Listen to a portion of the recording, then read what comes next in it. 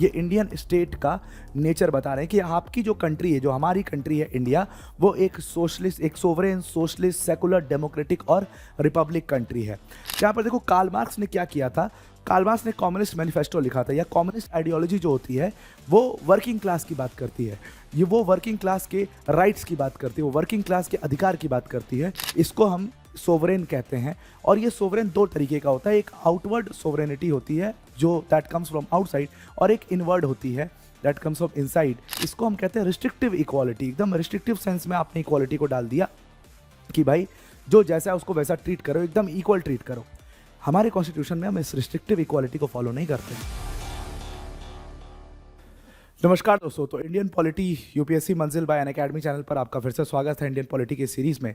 और इसमें हम बियॉन्ड लक्ष्मीकांत पूरा सब कुछ A to Z पूरा डिस्कस कर रहे हैं। और अब आज आवाज़ जो है वो काफ़ी बेहतर है, क्योंकि पिछले जो 2 लेक्चर्स थे उस पर आवाज़ से काफ़ी परेशानी होगी, आपको काफ़ी इरिटेशन हुआ होगा, उसके लिए माफ़ी चाहते हैं। बट आज जो है आवाज़ बिल्कुल प्रॉपर है, तबीयत तरोताज़ा, और वापस से जो है एकदम पूरे फुल स्पिरिट के साथ हम आ चुके हैं सामने आपके।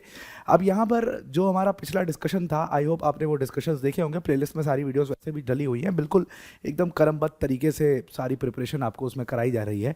तो हमने लास्ट डिस्कशन की थी यूनियन एंड इट्स टेरिटरीज के बारे में, और आज की जो हमारी डिस्कशन होने वाली है वो preamble of the Indian constitution के ऊपर होने वाली है। देखिए अभी तक क्या है कि हमने प्रियम्बल, कोर प्रियम्बल या कोर कह रहे हैं कॉन्स्टिट्यूशन को पढ़ना शुरू नहीं किया है। मैंने आपको पहले बताया था कि अभी हम सिर्फ उसके अराउंड, पूरे कॉन्स्टिट्यूशन के अराउंड जो चीज़ें हैं उसको हम पढ़ रहे हैं।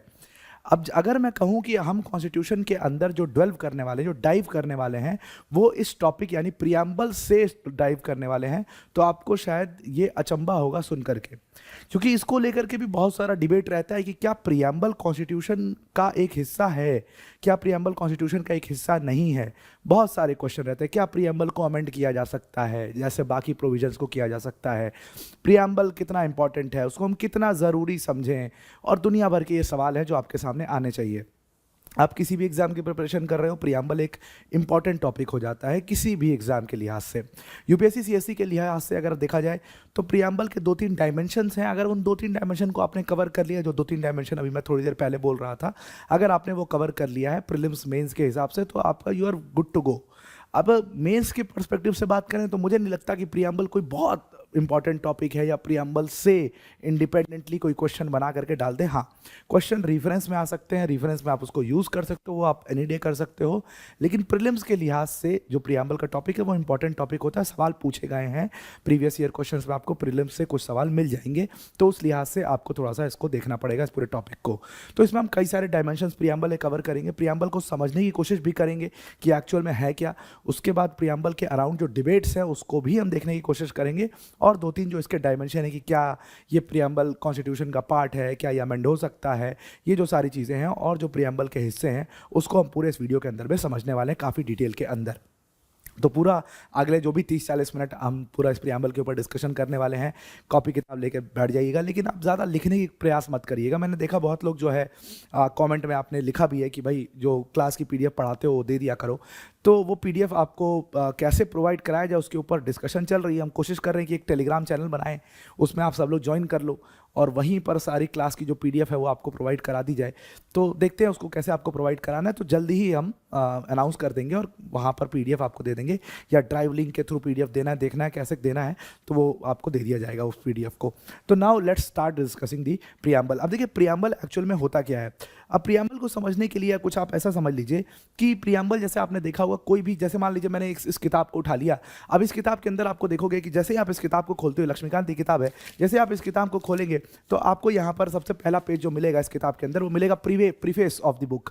अब ये प्रीफेस जो होता है किसी भी किताब का, ये क्या बताता है, ये उस किताब की एक रूपरेखा प्रोवाइड करता है, उस किताब का जो गोल क्या है, उस किताब के ऑब्जेक्टिव क्या है उसको बताता है। और इसी के साथ में थोड़ा सा जब आप आगे बढ़ोगे तो आपको इंडेक्स मिल जाएगा। अब ये जो इंडेक्स होता है ये एक्चुअल में क्या होता है, बेसिकली इंडेक्स में आप देखोगे कि वो सारी चैप्टर्स के नेम बताए होंगे, उस चैप्टर के अंदर क्या डिस्कस किया हुआ, वो सारी चीज़ें जो है वो इंडेक्स के अंदर बताई जाती है। तो अगर आप इन दोनों को जोड़ दो, अगर आप प्रीफेस और इंडेक्स दोनों को जोड़ करके देखिए तो यही पूरा आपका प्रियम्बल है। मतलब कि प्रियम्बल एक समरी की तरह है। अगर आप इसको देखो तो ये एक समरी की तरह है कॉन्स्टिट्यूशन की। मतलब आपका कॉन्स्टिट्यूशन के गोल्स क्या है, आपके कॉन्स्टिट्यूशन के ऑब्जेक्टिव्स क्या है, हम कॉन्स्टिट्यूशन के थ्रू अचीव क्या करना चाह रहे हैं, हैं, हम कॉन्स्टिट्यूशन के थ्रू प्रोवाइड क्या करना चाह रहे हैं, वो प्रियम्बल जो है वो पूरी तरीके से बताता है। क्यों ज़रूरत होती है प्रियम्बल की? आप कोई भी एक्ट देखोगे, देखो प्रियम्बल जो शब्द है ना, ये एक रूपरेखा देता है, एक समरी देता है उस पूरे पर्टिकुलर किताब की, पूरे पर्टिकुलर एक्ट की। ये प्रियम्बल सिर्फ कॉन्स्टिट्यूशन ऑफ इंडिया में नहीं है, बल्कि यूएस कॉन्स्टिट्यूशन में आप जाओगे, उनका भी एक प्रियम्बल है। आप कोई भी एक्ट उठाएंगे, ह्यूमन राइट्स एक्ट उठाएंगे, कोई भी एक्ट उठाएंगे, उसका भी एक प्रियम्बल होता है, जो बेसिकली उस एक्ट में क्या लिखा हुआ, उस एक्ट के अंदर क्या कहानी है, क्या चीज़ें बताई गई हैं, उसका एक मतलब बहुत सिंपल सा समरी आपको प्रोवाइड कर देता है। इसीलिए ऊपर की लाइन लिखी हुई है कि it is nothing but a summary to the Indian constitution. अब इसकी अगर इंपॉर्टेंस को आप थोड़ा सा समझो, प्रियम्बल की क्यों ज़रूरी होता है प्रियम्बल। देखिए क्या है कि आप इंडियन कॉन्स्टिट्यूशन को ही देख लीजिए, इंडियन कॉन्स्टिट्यूशन को बनाने में 3 साल लग गए, ऑलमोस्ट 3 साल लग गए। और इंडियन कॉन्स्टिट्यूशन इतना बल्कि कॉन्स्टिट्यूशन है, मतलब आप एग्जाम के लिए पढ़ते हो तब भी आप सारे आर्टिकल्स नहीं पढ़ पाते हो, आप इंपॉर्टेंट आर्टिकल्स पढ़ते हैं। हम भी जब पढ़ा रहे होते हैं तो इंपॉर्टेंट आर्टिकल्स पढ़ाते हैं, बहुत सारी आर्टिकल्स जो हम स्किप भी कर जाते हैं। इतना बल्कि कॉन्स्टिट्यूशन है। अगर मान लीजिए कोई दूसरे देश का आदमी आपके भारतीय संविधान, इंडियन कॉन्स्टिट्यूशन को समझना चाह रहा हो, तो क्या वो पूरा कॉन्स्टिट्यूशन पढ़ करके उसको समझ पाएगा? क्या वो पूरा कॉन्स्टिट्यूशन पढ़ पाएगा? मतलब इतनी बड़ी इंडिया की लार्जेस्ट, मतलब वर्ल्ड की लार्जेस्ट डेमोक्रेसी का कॉन्स्टिट्यूशन है वो, तो आप समझ सकते हो उसको कितना डेप्थ में वो कॉन्स्टिट्यूशन होगा। तो उसको समझना बहुत डिफिकल्ट, बहुत बड़ा चैलेंज हो जाएगा अगर आप पूरे कॉन्स्टिट्यूशन को पढ़ करके समझना चाहो। लेकिन अगर कोई एक बेसिक जानना चाहता है कि भारत के नेचर क्या है स्टेट का, भारत अपने सिटीजन्स को क्या प्रोवाइड करता है, भारत अपने नॉन सिटीजन्स को क्या देता है, भारत जो है वो उसका कॉन्स्टिट्यूशन बना कैसे, मतलब आपको एक बेसिक, अगर आपको एक डेफिनेशन चाहिए तो आप जाइए, आप प्रियम्बल पढ़ लीजिए, आपको बहुत सारा आंसर मिल जाएगा कि भारत के स्टेट का नेचर क्या है, भारत अपने सिटीजन को क्या प्रोवाइड करता है, हमारे कॉन्स्टिट्यूशन के गोल्स क्या है, हमारे कॉन्स्टिट्यूशन के ऑब्जेक्टिव्स क्या है, आइडियाज़ क्या है, उसके हम क्या अचीव करना चाहते हैं। ये सारी चीज़ें जो है वो आपको बड़े आराम से प्रियम्बल के अंदर मिल जाती हैं। अब इसीलिए कहा जाता है कि जो प्रियम्बल है it is very very important, और कोर्ट ने भी, सुप्रीम कोर्ट ने भी कई बार इस चीज़ को बोला है कि प्रियम्बल एक बहुत ही अभिन्न अंग है भारतीय संविधान का, बहुत ही इंपॉर्टेंट पार्ट है इंडियन कॉन्स्टिट्यूशन का। और आप प्रियम्बल से आप उसको एक इनेबलिंग प्रोविजन की तरह तो नहीं दे सकते हो, जैसे आप आर्टिकल 1 को देखते हो, 2 को देखते हो, 3 को देखते हो, उसको इंप्लीमेंट करते हो, वैसे आप प्रियम्बल को नहीं देख सकते। लेकिन प्रियम्बल को अगर आपको कॉन्स्टिट्यूशन को समझना है, कॉन्स्टिट्यूशन मेकर्स के माइंड को समझना है, तो जो आइडियल्स लिखे हुए हैं प्रियम्बल में आप उनको देख लीजिए, आपको कॉन्स्टिट्यूशन मेकर्स, कॉन्स्टिट्यूशन और उसके आइडियल्स बहुत अच्छे से समझ में आ जाएंगे। अब इस प्रियम्बल को पढ़ने के लिए मैंने क्या किया है कि इसको हमने 3 हिस्सों में तोड़ दिया। ये प्रियम्बल का पूरा टेक्स्ट है आपको जो दिखाई दे रहा है अपने स्क्रीन पर इस समय, तो इसको मैंने 3 हिस्सों में तोड़ा है। और ये जो आपको दिख रहा है, ये जो we the people of India having solemnly resolve to constitute India into this this this and this, ये मैं कहता हूँ कि ये आपका फर्स्ट पार्ट है, इसको हम फर्स्ट पार्ट की तरह यहाँ पर लिख देते हैं। उसके बाद आपको सेकेंड पार्ट जो है वो सेकेंड पार्ट यहाँ पर दिखाई देता है। जो सेकेंड पार्ट है वो ये सेकेंड पार्ट है प्रियम्बल का, जिसमें हमारे आइडियल्स लिखे हुए हैं, इसको हम सेकेंड पार्ट की तरह मान लेते हैं। और उसके बाद फिर आता है आपका थर्ड पार्ट, जो कि सबसे नीचे यहाँ पर दिया हुआ है, ये आपका थर्ड पार्ट है। तो इन्हीं तीनों पार्ट में पूरे प्रियम्बल को हमने डिवाइड किया है। अब क्यों डिवाइड किया है उसको जैसे ही लेक्चर आगे बढ़ता जाएगा आपको समझ में आएगा कि हमने क्यों डिवाइड किया और उसका लॉजिक क्या है। इसको और अच्छे से समझने के लिए हमने इसको 3 अलग हिस्सों में डिवाइड किया, और तीनों अलग हिस्सों का ऑब्जेक्टिव जो है, इसका गोल जो है वो तीनों अलग चीज़ है। तो उसको हम डिटेल में समझने की कोशिश करते हैं, डिस्कशन स्टार्ट करते हैं। डिस्कशन स्टार्ट करने से पहले अगर आप इस टेक्स्ट में देखोगे तो प्रियम्बल के टेक्स्ट में सब कुछ है, और लास्ट जो थर्ड पार्ट है, लास्ट जो पैरा है प्रियम्बल का, उसमें लिखा हुआ in our constituent assembly this 26th day of November 1945 do hereby adopt enact and give to ourselves this constitution. अब यहाँ पर देखिए एक वर्ड मेंशन है दिस कॉन्स्टिट्यूशन, यहाँ पर दिस कॉन्स्टिट्यूशन वर्ड मेंशन है, और अब सवाल खड़ा होता है कि हम किस कॉन्स्टिट्यूशन की बात कर रहे हैं। तो अगर आपको समझना है कि हम प्रियम्बल के अंदर किस कॉन्स्टिट्यूशन की बात कर रहे हैं, तो इसके लिए दिस कॉन्स्टिट्यूशन शब्द का जो मीनिंग है उसके लिए आप रेफर करिए आर्टिकल 393 को। आर्टिकल 393 के अंदर यहाँ पर बताया है कि जहाँ जहाँ पर भी पूरे कॉन्स्टिट्यूशन के अंदर, और सिर्फ प्रियम्बल के अंदर नहीं, और भी कई सारे प्रोविजंस में ये शब्द दिस कॉन्स्टिट्यूशन आपको मिल जाएगा। तो जहाँ जहाँ पर भी ये शब्द दिस कॉन्स्टिट्यूशन मौजूद है, इसका मतलब है कि वहाँ पर इंडियन कॉन्स्टिट्यूशन की बात हो रही है, मतलब हम भारतीय संविधान की बात उसके अंदर कर रहे हैं। तो मतलब कि जब हम प्रियम्बल अपना देख रहे हैं तो दिस कॉन्स्टिट्यूशन का मतलब है इंडियन कॉन्स्टिट्यूशन से इसका मीनिंग है। नाउ अब हम अगर आप पहले पार्ट पर मूव करें इंडियन कॉन्स्टिट्यूशन के, तो ये पहला पार्ट का जो पहला फ्रेज है वो कहता है कि we the people of India. और यहां पर क्या कह रहा है कि we the people of India having solemnly resolve to constitute India into a 1 2 3 4 5, मतलब कि we the people of India having solemnly resolve to India, मतलब भारत के जो हम नागरिक हैं, हम लोगों ने एक प्रण लिया, हम लोगों ने कसम खाई है कि हम इंडिया को कैसा बनाएंगे, हम इंडिया को सोवरेन बनाएंगे, यहाँ पर फर्स्ट सोवरेन बनाएंगे, सोशलिस्ट बनाएंगे, सेकुलर बनाएंगे, डेमोक्रेटिक बनाएंगे और रिपब्लिक बनाएंगे। यहाँ पर 5 टर्म्स लिखे हुए हैं जो कि बहुत ही इंपॉर्टेंट है और आपके पूरे इंडियन जो कॉन्स्टिट्यूशन है, जो इंडियन स्टेट है, ये कहीं ना कहीं इंडियन स्टेट का नेचर बताते हैं। ये इंडियन स्टेट का नेचर बता रहे हैं कि आपकी जो कंट्री है, जो हमारी कंट्री है इंडिया, वो एक सोशलिस्ट, एक सोवरेन, सोशलिस्ट, सेकुलर, डेमोक्रेटिक और रिपब्लिक कंट्री है। जब ये सवाल आपसे पूछा जाए कि कहाँ पर, कैसे हमें पता लगता है कि इंडिया एक डेमोक्रेटिक कंट्री है, इंडिया एक रिपब्लिक कंट्री है, इंडिया एक सेकुलर कंट्री है, इंडिया एक सोशलिस्ट कंट्री है, तो वो प्रियम्बल फर्स्ट पैरा में ही इसीलिए इसको क्लियर कर दिया गया है कि इंडियन स्टेट का नेचर क्या है। अब देखिए, उसके नेचर को पहले डिस्कस करें उससे पहले ये समझना बहुत ज़रूरी है कि we the people of India, इस टर्म का मतलब क्या है। एक्चुअल में जब ये टर्म आता है we the people of India, ये सीधा सीधा आपको मैसेज दे रहा है कि ये कॉन्स्टिट्यूशन हमने खुद, हमारे देशवासियों ने लिखा है और अपने लिए हमने लिखा है। इसीलिए यहाँ पर term we the people of India दिखाता है और ये हमारे कंट्री का डेमोक्रेटिक नेचर शो करता है कि ये कॉन्स्टिट्यूशन हमने खुद को दिया है। अब ये जो we the people of India, अब आप कहोगे कि यार तुम कह रहे हो कि हमने अपना कॉन्स्टिट्यूशन खुद लिखा है, लेकिन ये तो कॉन्स्टिट्यूशन जो है, आप अभी 2-3 लेक्चर पहले बता रहे थे कि कॉन्स्टिट्यूएंट असेंबली ने लिखा है। यही समझना बहुत इंपॉर्टेंट है। देखिए, इस कॉन्सेप्ट को ये बेसिकली बताता है कि हमारे कॉन्स्टिट्यूशन की अथॉरिटी कहाँ है, उसको ये अथॉरिटी कहाँ से मिल रही है, यानी कि कॉन्स्टिट्यूएंट असेंबली के पास ये अथॉरिटी कहाँ से आई, वो बहुत क्लियरली यहाँ पर मेंशन किया कि कॉन्स्टिट्यूएंट असेंबली को जो अथॉरिटी दी गई है ना कॉन्स्टिट्यूशन लिखने की, वो इस phrase we the people of India से दी गई है, क्योंकि हमने कॉन्स्टिट्यूएंट असेंबली को इनडायरेक्टली इलेक्ट किया। और ये क्या होता है, कैसे किया जाता है, मैंने आपको एक कंसेप्ट समझाया था 2-3 लेक्चर पहले, सोशल कॉन्ट्रैक्ट थ्योरी का। आई थिंक पहले वाले वीडियो में हमने इसको किया था। सोशल कॉन्ट्रैक्ट थ्योरी में क्या है, इसको आप एज अ एग्जाम्पल, जिन लोगों ने वो लेक्चर नहीं देखा होगा उनके लिए बता देते हैं। इसको आप एक सोसाइटी की तरह समझिए कि एक सोसाइटी, इसमें कई सारे लोग रह रहे हैं, 1 2 3 4 5 6 7, कई सारे लोग रह रहे हैं। अब क्या है कि ये सोसाइटी में अगर सब लोग अपना अपना इंडिविजुअल फ्रीडम, अपने अपने इंडिविजुअल राइट एक्सरसाइज करने लग जाएं, तो एक दूसरे के राइट को कहीं ना कहीं हम हैम्पर कर रहे होंगे। अब जैसे मान लीजिए मेरा मन है, मैं पूरा हाथ अपना खोल के रोड पे चल रहा हूँ, किसी को चोट लग रही है, कोई गिर जा रहा है, किसी को कुछ हो जा रहा है, तो एक बेसिक डिसिप्लिन तो मुझे फॉलो करना पड़ेगा ना कि रोड पे कैसे चलते हैं, राइट साइड गाड़ी चलाना है, लेफ्ट साइड गाड़ी चलाना है, कहीं पर भी गाड़ी नहीं पार्क कर देनी है, पार्किंग स्पेस बनी हुई है वहीं पर गाड़ी पार्क करिए। आप मान लीजिए सोसाइटी में रहते होंगे तो आपकी जगह बनी होगी कि भाई कार पार्किंग यहीं पर करनी है, इसके अलावा आप कहीं कार पार्क नहीं कर सकते। तो ये जो है वो कौन डिसाइड कर रहा है कि आप कार पार्किंग कहाँ करोगे, इसको हम क्या कहेंगे। तो हमने क्या किया, इसी को हम सोशल कॉन्ट्रैक्ट थ्योरी कहते हैं, ये पूरा कंसेप्ट है।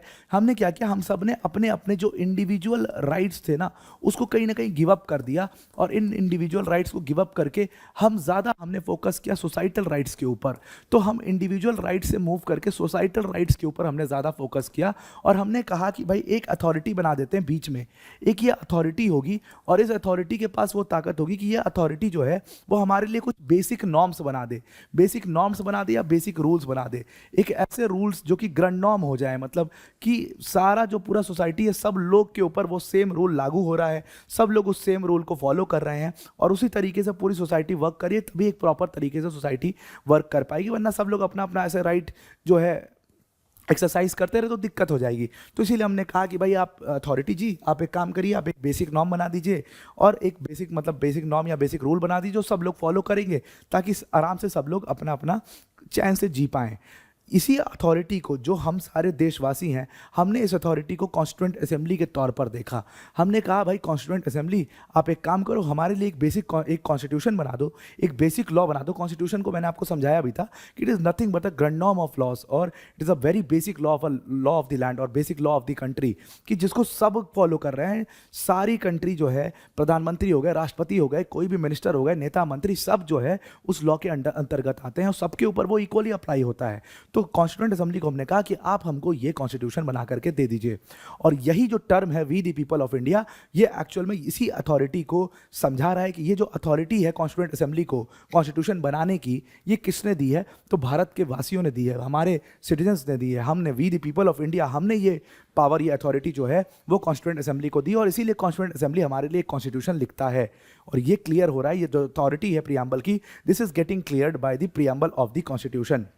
अब इन्होंने कह दिया कि जो इंडियन स्टेट का नेचर है, हमने पढ़ लिया कि हम we the people of India, हम सारे मिलकर के कसम खाते हैं कि हम इंडिया को एक सोवरेन, एक सोशलिस्ट, एक सेकुलर, एक डेमोक्रेटिक, एक रिपब्लिक नेशन में ट्रांसफॉर्म करेंगे, एक democratic Republic, socialist secular democratic Republic nation में बनाएंगे। एक एक करके सारे टर्म्स का मतलब समझते हैं।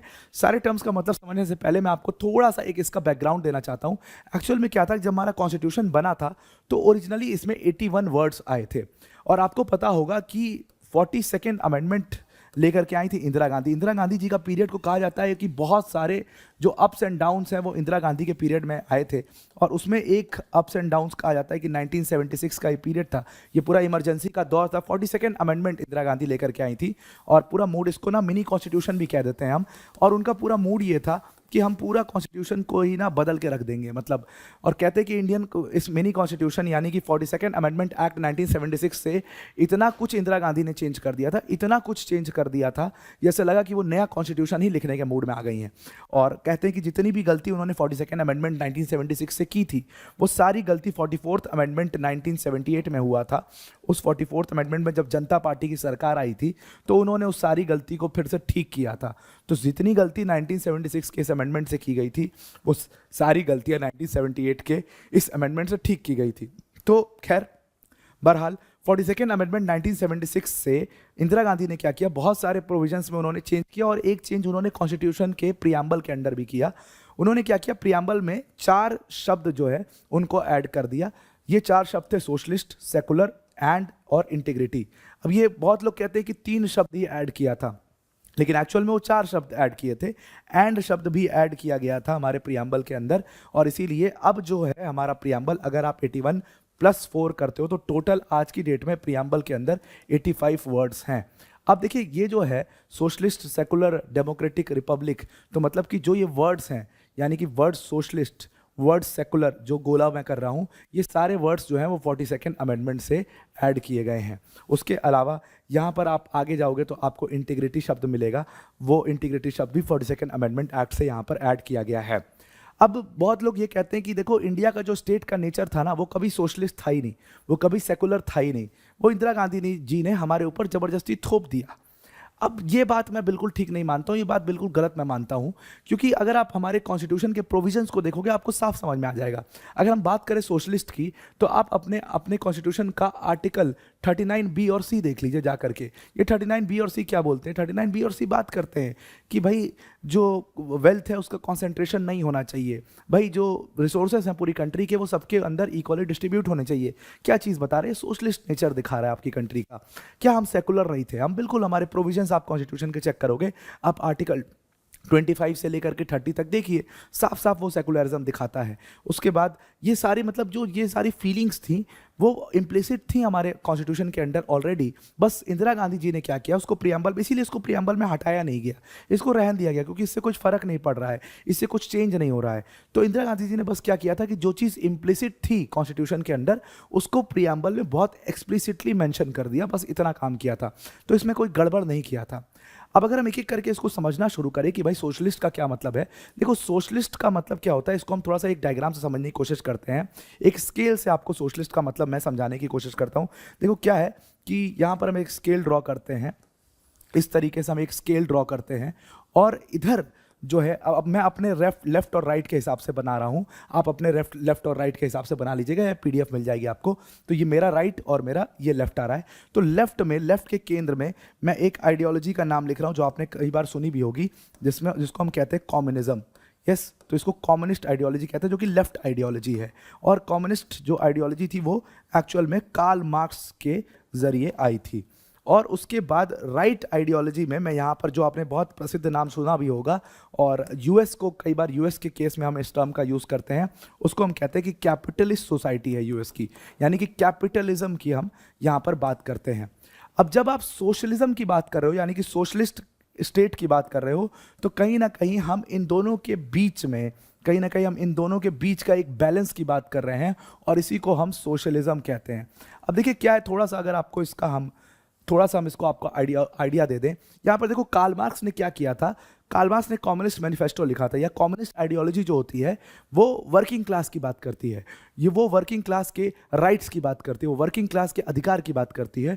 और इसीलिए जिस भी कम्युनिस्ट कंट्री को आप देखते हो वहाँ पर जनरली क्या होता है कि स्टेट जो है वो बहुत पावरफुल होता है ना, और स्टेट पूरे सारे रिसोर्सेज को एकदम बहुत स्ट्रिक्टली होल्ड करता है। जैसे कहते हैं कि USSR जो है वो खुद को सोशलिस्ट कहते थे, बट इन अ केस वो एक कम्युनिस्ट कंट्री थी। आप चाइना के केस में देख लो, चाइना आज भी खुद को कम्युनिस्ट कहता है। हालांकि मैं चाइना को कम्युनिस्ट नहीं मानता हूँ, लेकिन चाइना का खुद को कम्युनिस्ट बोलता है, क्योंकि जो चाइना का स्टेट है वो देखिए वो पूरी तरीके से सारे रिसोर्सेज को होल्ड करके रखता है। और वहीं दूसरी तरफ कैपिटलिज्म है जो रिसोर्सेज को पूरा प्राइवेटाइज कर देता है। मतलब स्टेट का कोई लेना देना, मतलब गवर्नमेंट का कोई लेना देना ही नहीं है। सब कुछ रेलवे से लेकर के हवाई एयरवेज से लेकर के सब कुछ जो है वो प्राइवेट पार्टी चला रही हैं। लेकिन जब हम आज़ाद हुए तो हमने डिसाइड किया, और नेहरू जी कहते हैं ना नेहरूवियन सोशलिज्म, तो नेहरू जी ने डिसाइड किया और बाकी उनके साथ जो सोशलिस्ट नेताओं की पूरी जो लंबी फहरिस्त है हमारे देश में, सब ने डिसाइड किया कि हम सोशलिज्म फॉलो करेंगे। मतलब हम कम्युनिस्ट और हम कैपिटलिस्ट, इन दोनों का एक बैलेंस बना करके चलेंगे। ना ही हम पूरी तरीके से एकदम हार्डकोर कम्युनिस्ट, एकदम हार्डकोर लेफ्ट हो जाएंगे, ना हम एकदम हार्डकोर राइट होंगे। हम इन दोनों का बैलेंस बना के चलेंगे और हम सोशलिज्म फॉलो करेंगे। तो इसका सोशलिज्म का मतलब क्या है कि स्टेट जो है ना वो उसका भी कंट्रोल होगा, स्टेट का कंट्रोल होगा, लेकिन पूरी तरीके से कंट्रोल नहीं होगा। स्टेट के साथ कुछ प्राइवेट ओनर्स जो हैं, प्राइवेट कंपनीज जो हैं वो भी करेंगी, वो भी कुछ चीज़ें होल्ड करेंगी। ऐसा नहीं कि सब कुछ स्टेट ही कर लेगा। तो जैसे फॉर एग्जांपल आप इंडियन रेलवेज को देख लो, आज भी जो इंडिया की गवर्नमेंट है इंडियन रेलवेज को वही पूरी तरीके से चला रही है और इंडियन रेलवेज को पूरा सही तरीके से संभाल रही है। दूसरा, आज भी आप देख लो कि न्यूक्लियर सेक्टर में इंडियन गवर्नमेंट ही सब कुछ करती है, पावर सेक्टर में इंडियन गवर्नमेंट ही सब कुछ करती है, डिफेंस सेक्टर में इंडियन गवर्नमेंट ही सब कुछ करती है, प्राइवेट कंट्रीज को उसमें एंटर नहीं करने दिया जाता है।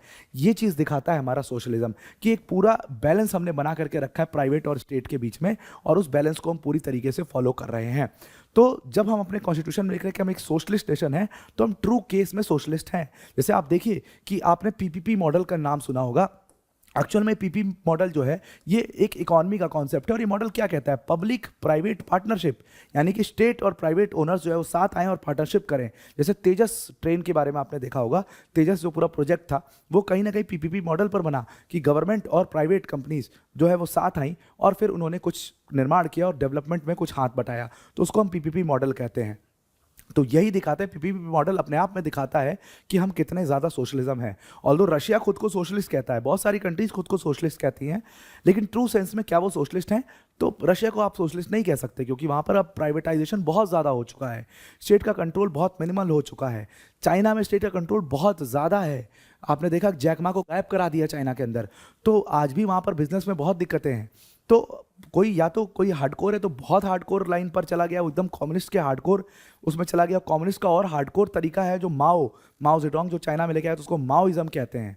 और इसी कम्युनिस्ट आइडियोलॉजी से बहुत सारी जो नक्सलिज्म जैसे इशूज़ हैं, माओइज्म जैसे जो इशूज़ हैं इंडिया के अंदर जो चल रहे हैं, वो यहीं से निकले हुए हैं। उसके ऊपर हम कभी और चर्चा करेंगे, कभी और बात करेंगे डिटेल के अंदर। तो हमने उसको बैलेंस बना करके चलने को कहा, और इसीलिए हमने सोशलिज्म को आज तक हमने फॉलो किया हुआ है। अब देखिए इंडिया जो है वो सोशलिस्ट किस तरीके से, क्यों हमने सोशलिज्म फॉलो किया, उसके पीछे का कारण है। देखिए क्या है कि आप अभी आज़ाद हुए हो और एक जो कंपनी थी ईस्ट इंडिया कंपनी, वो आपके देश में आती है, बिजनेस करने आती है और पूरे देश को गुलाम बना देती है। अब हम अभी आज़ाद हुए हैं और इस बात का रिस्क हम कैसे ले लें कि फिर से हम अपने देश को प्राइवेट कंपनीज के हाथों सौंप दें। तो इसलिए हमने डिसाइड किया कि एक बैलेंस रहेगा, जो इंपॉर्टेंट सेक्टर्स हैं उनको गवर्नमेंट देखेगी, और कुछ सेक्टर्स है जो मनी मेकिंग सेक्टर्स है, भाई बिजनेस तो करना पड़ेगा, इंफ्रास्ट्रक्चर तो बनाना पड़ेगा, कुछ तो करना पड़ेगा, इकॉनमी भी तो बूम होनी चाहिए, तो उसको हम कहीं ना कहीं प्राइवेट इंडस्ट्रीज़ को या प्राइवेट कंपनीज को दे देंगे, उनको रन करने देंगे। जैसे हमने स्टार्टिंग में डिसाइड किया था कि कोल को हम प्राइवेट कंपनीज को, टाटा बिरला अडानीज को हमने बहुत सारे कोल जो माइंस हैं वो अलॉट कर दिया। बाद में फिर हमें समझ में आया कि नहीं, इसमें घपला हो सकता है, इसमें गड़बड़ी हो सकती है। तो फिर हमने क्या किया, तो फिर हमने डिसाइड किया कि नहीं, कोल माइंस जो है उसको अब भारतीय सरकार चलाएगी और टेंडर्स जो हैं वो इन कंपनीज को दे दिए जाएंगे, ठेकेदार की तरह अब ये काम करेंगे। तो ये सब हमने क्यों किया, इसीलिए किया क्योंकि हम एक बैलेंस बीच में रखना चाहते हैं। और आज भी आप इस बैलेंस को देखोगे कि इंडियन कॉन्स्टिट्यूशन इस बैलेंस से अलग नहीं होना चाहता है, वो आज भी इस बैलेंस को रखना चाहता है। ऑल्दो आज कहने वाले लोग कहते हैं कि हम बहुत ज़्यादा हाईली कैपिटलिस्ट हो गए हैं, ज़रूरी था कैपिटलिस्ट होना। मैं क्यों कहता हूँ ज़रूरी था कैपिटलिस्ट होना, पीछे का कारण बहुत सिंपल है कि जब तक आप अपनी इकॉनमी को ओपन अप नहीं करोगे, जैसे एलपीजी रिफॉर्म्स हुए 1991 में, तो एलपीजी रिफॉर्म्स के जरिए हमने क्या किया, हमने अपनी इकॉनमी को ओपन अप किया, which is an example of moving towards capitalism. पूरी तरीके से कैपिटलिस्ट नहीं हुए, वी मूव्ड टूवर्ड्स कैपिटलिज्म। अब ये एलपीजी रिफॉर्म्स जो थे, लिबरलाइजेशन, प्राइवेटाइजेशन एंड ग्लोबलाइजेशन 1991, इन एलपीजी रिफॉर्म्स ने क्या किया कि हमारी इकोनॉमी को ओपन अप किया, और इसीलिए the economy which you see today वो इसीलिए हो पाई क्योंकि ये रिफॉर्म्स हो पाए। अगर हम पूरी तरीके से हार्डकोर सोशलिस्ट भी हो जाते तो शायद आज हमें बहुत सारी दिक्कतों का सामना करना पड़ता, शायद इकोनॉमी उस लेवल पर बूम नहीं कर पाती, क्योंकि अगर जब तक हम ओपन अप ना करते। जैसे आप नॉर्थ कोरिया के केस में देख लो, तो नॉर्थ कोरिया आपको मिलिट्री वाइज बहुत पावरफुल दिखता होगा, बस क्या वो इकोनॉमी वाइज उतना बड़ा, क्या वो इकोनॉमी वाइज उतना फ्लरिश कर रहा है जितना साउथ कोरिया फ्लरिश कर रहा है? तो the answer is no. South Korea जितना इकोनॉमी वाइज फ्लरिश किया उतना नॉर्थ कोरिया कभी इकोनॉमी वाइज फ्लरिश नहीं कर पाएगा, क्योंकि वो एक क्लोज्ड इकोनॉमी है। They are not letting the companies come in North Korea and do the business, तो इसलिए वो क्लोज्ड है, और इसीलिए भारत ने अपनी इकोनॉमी को ओपन अप किया। तो ये पूरा कंसेप्ट था सोशलिस्ट होने का, यानी सोशलिज्म का। दूसरा यहाँ पर जो कंसेप्ट है वो है सेकुलरिज्म का। अब देखिए, जो सेकुलरिज्म का कंसेप्ट है इसके दो पहलू हैं। एक हम कहते हैं उसको पॉजिटिव सेकुलरिज्म, या इसको आप इंडियन सेकुलरिज्म भी कह सकते हो, और दूसरा जो इसका पहलू है उसको हम कहते हैं वेस्टर्न सेकुलरिज्म। दोनों में एक फ़र्क है। फ़र्क क्या है कि जो ये वेस्टर्न सेकुलरिज्म है, अब बहुत डिटेल में इसको, सेकुलरिज्म का पूरा टॉपिक है आर्टिकल 25 से 30 तक, उसको सेकुलरिज्म कहते हैं, वो पूरा टॉपिक है, काफ़ी डिटेल में, वहाँ पर हम जाएंगे। बस अभी समझने के लिए आप ऐसा समझ लो कि वेस्टर्न सेकुलरिज्म जो है वो एक्चुअल में फ्रांस से लिया गया है। अब क्या था कि फ्रांस का जो सिस्टम था, या वेस्टर्न सेकुलरिज्म को हम निगेटिव सेकुलरिज्म भी कहते हैं। निगेटिव सेकुलरिज्म का मतलब है कि आप किसी भी धर्म को ओपनली प्रोफेस नहीं कर सकते, आप किसी भी धर्म को प्रोपोगेट नहीं कर सकते, आप उसका प्रचार प्रसार नहीं कर सकते, मार्केटाइज नहीं कर सकते, आप ये चीज़ प्रोफेस नहीं कर सकते कि आप इस पर्टिकुलर रिलीजन से बिलोंग करते हो, आप इस पर्टिकुलर रिलीजन में बिलीव करते हो। आप अपने बिलीफ को, अपने फेथ को आउट इन दी पब्लिक नहीं लेके आ सकते। अब अपने देश में आप देख लीजिए कि हम बिल्कुल अपने बिलीफ को, अपने फेथ को आउट इन दी पब्लिक लेकर के आ जाते हैं। फ्रांस में या नेगेटिव सेकुलरिज्म फॉलो करने वाली कंट्रीज में ऐसा बिल्कुल नहीं है। कारण था इसका, ऐसा क्यों हुआ? देखिए, फ्रांस की जो सोसाइटी थी उसका जो पूरी सोसाइटी थी वो एक टाइम पर चर्च का बहुत ज़बरदस्त कंट्रोल हुआ करता था। हमने आपको डिस्कस भी किया था कि डार्क एज कहते थे, जहाँ पे चर्च का बड़ा कंट्रोल हुआ करता था, और मोनार्क भी चर्च के अंडर में आता था, और चर्च जो है वो बहुत सारे नियम कानून लोगों के ऊपर लगाता था। मतलब एकदम आप समझ लीजिए कि बहुत ज़्यादा तरीके से वो लोगों की ज़िंदगी, डे टू डे लाइफ को कंट्रोल करता था। तो लोगों ने जब विद्रोह किया तो कहीं ना कहीं वो चर्च की मोनोपोली को तोड़ा, और इसीलिए क्योंकि वो इस चीज़ को फील कर चुके थे कि भाई अगर हम सेकुलरिज्म लेकर के आएंगे, लोगों को अपने रिलीजन प्रोफेस करने की आज़ादी देंगे, तो कहीं ना कहीं वो चल करके हमारे लिए आगे फिर दिक्कत कर सकता है, फिर चर्च हमें कंट्रोल कर सकता है। तो वो उनका पास्ट जो है, डार्क पास्ट, उसकी वजह से वो आज नेगेटिव सेकुलरिज्म यानी वेस्टर्न सेकुलरिज्म को फॉलो करते हैं, जो बिल्कुल अलाउ नहीं करता आपको कि आप अपने रिलीजन को ओपनली प्रोफेस करो, आप उसको प्रैक्टिस करो, ओपनली प्रैक्टिस करो, पब्लिक में practice, out in public practice करो, उसको प्रोपोगेट करो। खासतौर से प्रोपोगेशन तो बिल्कुल अलाउ नहीं है। वहीं दूसरी तरफ इससे इतर एक बड़ा अच्छा कंसेप्ट है जो कि इंडियन सेकुलरिज्म का या पॉजिटिव सेकुलरिज्म का, जहां पर आपको ये राइट भारत के संविधान, सिर्फ भारत का संविधान देता है कि भाई आप अपने बिलीफ को खुलेआम आप करिए। लोगों ने कई डिनोमिनेशंस फॉलो कर लिए। आप देखिए कि आप अपने बिलीफ को फॉलो करने के लिए लोग जो है वो कई सारे डिनोमिनेशंस को फॉलो करने लग गए। जैसे रामकृष्ण मिशन, वो हिंदुइज्म से इतर हट करके रामकृष्ण मिशन को फॉलो करने लग गए। लोग जो है वो अलग अलग जो आर्य समाज, ब्रह्मो समाज को फॉलो करने लग गए। तो कहीं ना कहीं वो इंडियन सेकुलरिज्म की खूबसूरती। आप सारे रिलीजन्स को देखेंगे कि लोग प्रोपोगेट करते हैं अपने रिलीजन्स को, उसको प्रोफेस करते हैं, उसको आउट इन पब्लिक जो है वो प्रैक्टिस करते हैं। ये इंडियन टाइप ऑफ सेकुलरिज्म है। मतलब स्टेट जो है वो इंटरवीन नहीं करेगा आपके रिलीजियस अफेयर्स के अंदर, और यहाँ पर स्टेट जो है वो बिल्कुल इनडिफरेंट है आपके रिलीजन से, उसको पता ही नहीं है कि क्या रिलीजन है। तो ये फ़र्क है दोनों रिलीजन्स में। अब सेकुलरिज्म जो है वो हमारी कॉन्स्टिट्यूशन के अंडर है, था और रहेगा। आर्टिकल 25 से आर्टिकल 30 आप देखोगे वो आपको सेकुलरिज्म दिखाता है। इंदिरा गांधी जी ने बस क्या किया कि इसको स्पेसिफिकली यहाँ पर लिख दिया। अब सोशलिस्ट सेकुलर अगर आप समझ गए होगे तो सोवरेन के ऊपर आते हैं। अब ये सोवरेनिटी भी है, ये भी दो टाइप के होते हैं। सोवरेन का मतलब क्या है कि यू आर टोटली इंडिपेंडेंट, आपके ऊपर कोई आउटवर्ड प्रेशर है ही नहीं। जैसे मान लीजिए कि मैं हूँ, मैं अब कोई मेरे ऊपर का कोई प्रेशर नहीं है, मतलब कोई हायरकी नहीं है, कोई मेरे को कुछ बोलने वाला नहीं है, एकदम कंप्लीटली मैं जो मेरा अब चाहता हूँ मैं वो करना चाहता हूँ, जो मैं कर सकता हूँ वो मैं करना चाहता हूँ, जो मैं पढ़ाना चाहता हूँ मैं पढ़ाऊँ, जैसे मैं आपसे बात करना चाहूँ, जैसे मैं आपसे वार्तालाप करना चाहूँ वैसे मैं करूँ, कोई मेरे ऊपर कोई प्रेशर कहीं से भी नहीं है। इसको हम सोवरेन कहते हैं। और ये सोवरेन दो तरीके का होता है, एक आउटवर्ड सोवरेनिटी होती है जो दैट कम्स फ्रॉम आउटसाइड, और एक इनवर्ड होती है दैट कम्स फ्रॉम इनसाइड। अब इन दोनों में एक बहुत थिन लाइन का डिफरेंस है। जैसे मान लीजिए कि डोनाल्ड ट्रंप ने भारत के ऊपर टैरिफ लगा दिया, और टैरिफ इसलिए लगा दिया कि भाई आप रशियन ऑयल मत खरीदो, दबाव बनाने की कोशिश। उसके बाद यूएन का एक दबाव रहता है, फिर उसके बाद रेड क्रॉस, इन सब का एक पूरा दबाव जो है वो रहता है, आपको दिखाई देगा ये दबाव बहुत क्लियरली। ये क्या है कि क्या कोई भी कंट्री आउटवर्ड सोवरेनिटी फॉलो करती है? नहीं कर सकती। यूएस के ऊपर भी दबाव है, यूएस के ऊपर मिडिल ईस्ट का दबाव रहता है, पूरी ग्लोबल मार्केट का दबाव रहता है, ग्लोबल इकॉनमी का दबाव रहता है, इंडिया के ऊपर भी उसी चीज़ का दबाव होता है, चाइना के ऊपर भी उसी चीज़ का दबाव होता है। अभी चाइना चाहते तो एकदम, देखा आपने जैसे सैंक्शंस ट्रंप ने लगाया, चाइना ने रिवर्ट सैंक्शन लगाया, फिर ट्रंप ने सैंक्शन लगाया, फिर चाइना ने सैंक्शन लगाया, चाइना ने एकदम नकेल कस दी यूएस की, तो प्रेशर में आया ना यूएस। बस उसी चीज़ को, इसी को कहते हैं कि जो ये प्रेशर होता है ये सारी कंट्रीज़ के ऊपर होता है, और ये जनरल नॉर्म होता है जो हम इंटरनेशनल रिलेशंस के अंदर डिस्कस करेंगे अभी आगे आने वाले समय में। तो उसको एक जनरल नॉर्म होता है और ये आउटवर्ड प्रेशर होता ही है। लेकिन आप देखो कि इंडियन सिटीजनशिप, इंडिया के अंदर जो सिटीजनशिप एक्ट आया, CAA आपने कहा, सिटीजनशिप अमेंडमेंट एक्ट 2019 में आया, बहुत प्रोटेस्ट हुआ। बाहर से यूएस ने खूब जो है उसके ऊपर कमेंट करने का कोशिश किया, यूके ने खूब कमेंट करने का कोशिश किया, इवन फ्रांस ने भी कमेंट किया, बहुत सारी कंट्रीज़ ने, यूरोपियन कंट्रीज़ ने कमेंट किया उसके ऊपर। लेकिन क्या हमने सिटीजनशिप अमेंडमेंट एक्ट वापस ले लिया? क्या? बिल्कुल नहीं लिया। ये चीज़ दिखाती है कि हम अंदर से, जो हमारे आंतरिक मामले हैं, इंटरनल मामले हैं, उसके अंदर हम पूरे सोवरेन हैं। कोई हमें ये नहीं बताएगा कि हमें अपने यहाँ पर माइनॉरिटीज़ को कैसे ट्रीट करना है, कोई हमें ये नहीं बताएगा कि हमें हमारे हमारे अपने यहाँ पर हमें माइनॉरिटीज़ के लिए क्या राइट्स देने हैं, हमारे ह्यूमन राइट्स का क्या हाल है, या हमारे यहाँ पर जो लोग हैं उनको कौन से राइट्स प्रोवाइड करने हैं। ये कोई बाहर का आदमी आकर के हमें नहीं बताएगा, ये हमारी गवर्नमेंट डिसाइड करेगी, हमारी कंट्री डिसाइड करेगी, और ये लोग जो हमारी कंट्री के, ये डिसाइड करेंगे। आप कोई नहीं होते हो। प्रोटेस्ट है गवर्नमेंट के खिलाफ, जैसे फार्म लॉस में आपने देखा गवर्नमेंट के खिलाफ प्रोटेस्ट हुआ, गवर्नमेंट ने डिसाइड किया कि ठीक है कोई बात नहीं, लोगों को अगर नहीं आता है पसंद, लोगों को रास नहीं आ रहा है, तो हम इस एक्ट को वापस लेना, उन्होंने फार्म लॉस को वापस ले लिया। हमारे ऊपर कोई बाहर से दबाव आकर के नहीं बना सकता है, और ऑपरेशन सिंदूर में तो हमने बहुत इस चीज़ को क्लियर कर दिया है कि बाहरी दबाव को हम बिल्कुल नहीं झेलेंगे। तो that is all for sovereign. उसके बाद हमने कहा कि हम अपने देश को एक डेमोक्रेटिक, हम अपने भारत को एक डेमोक्रेटिक कंट्री बनाएंगे। अब ये डेमोक्रेटिक कंट्री हम दो सेंस में बनाने की कोशिश कर रहे हैं। एक तो हम डेमोक्रेटिक, आप मान सकते हो इलेक्शन के सेंस में हम इसको डेमोक्रेटिक कर रहे हैं, और दूसरा पार्टिसिपेशन के सेंस में हम इसको डेमोक्रेटिक कर रहे हैं।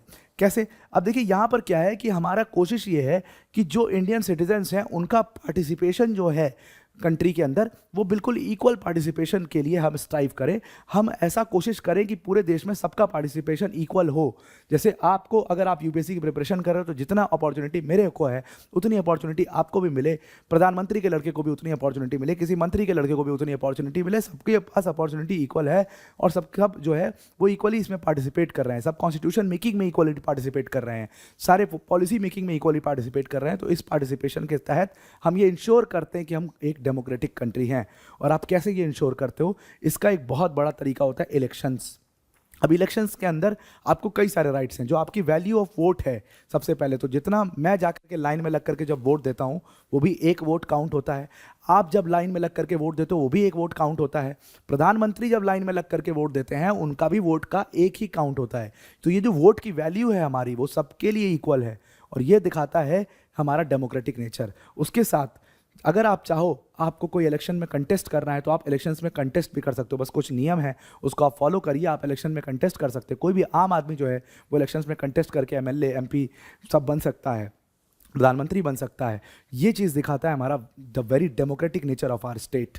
उसके बाद जब आप रिपब्लिक, हमने कहा कि हम अपने देश को एक रिपब्लिक कंट्री बनाएंगे, इसका मतलब था कि हम मोनार्की में विश्वास नहीं करेंगे। रिपब्लिक का मतलब क्या होता है?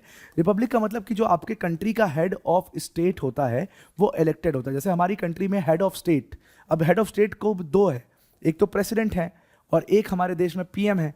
अब ये दोनों हेड ऑफ स्टेट हैं, और आप कहोगे भाई असली हेड तो भाई पीएम ही है। तो बात सही भी है कि हमारे देश में जो रियल हेड होता है वो प्रधानमंत्री होते हैं, लेकिन नॉमिनल हेड जो है, जिनके नाम पे सारी चीज़ें एक्सरसाइज की जाती हैं, वो प्रेसिडेंट होते हैं।